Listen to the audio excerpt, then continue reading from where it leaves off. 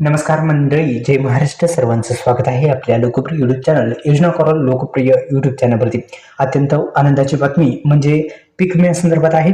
भारत सरकारच्या जो पीक विमा योजना राबवली जाते यामध्ये आता थोडेफार या वर्षापासून म्हणजे पुढील 2026 पासून एक मोठा बदल सुद्धा होण्याची शक्यता आहे. त्या संदर्भात माहिती घेण्यापूर्वी आता शेतकऱ्यांच्या खात्यावरती हेक्टरी 18,000 रुपयाचं जे आपल्याला माहिती आहे 31,628 कोटी रुपयाचं जे पॅकेज जाहीर झालं त्यामध्ये महत्त्वाचं म्हणजे पीक विम्यासाठी पण काही आर्थिक मदत होती ते सुद्धा आता येत्या डिसेंबर पासून आता वितरणास सुरुवात होणार आहे. भारतामध्ये शेती हा प्रमुख व्यवसाय आहे आणि मोठ्या प्रमाणावर नैसर्गिक वातावरणावर अवलंबून असलेली ही शेती अतिवृष्टी, अवकाळी पाऊस, दुष्काळ, कीड रोग यांचा प्रादुर्भाव अशा अनेक नैसर्गिक आपत्तीमुळे शेतकऱ्यांना पिकाचं मोठं नुकसान होत असतं आणि या नुकसानीतून शेतकऱ्यांना आर्थिक आधार देण्यासाठी केंद्र आणि राज्य सरकारच्या माध्यमातून प्रधानमंत्री पीक विमा योजना राबवतात.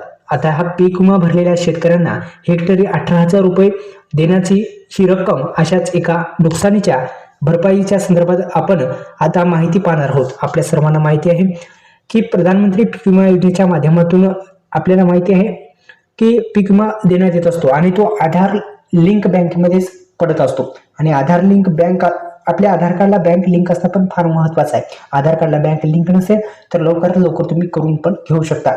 आता भारतामध्ये शेती हा प्रमुख व्यवसाय आहे आणि मोठ्या प्रमाणावर नैसर्गिक वातावरण अवलंबून असते. त्यामुळे आपण जर पाहिलं मित्रांनो तर आता हा आधार सन्मान बँकेमध्येच हे जी रक्कम आहे ही रक्कम आता सुरुवात होणार आहे. पुढील महिन्यात जो डिसेंबर महिना येत आहे या डिसेंबर महिन्यामध्ये पीक विम्याचे पैसे तुमच्या खात्यावरती येतील. तर ते हेक्टरी किती येतील तर 8,900 रुपये ही रक्कम अशाच एका नुकसान झाली म्हणून अतिवृष्टीचं नुकसान भरपाई तुम्हाला मिळाली असेल. धन्यवाद.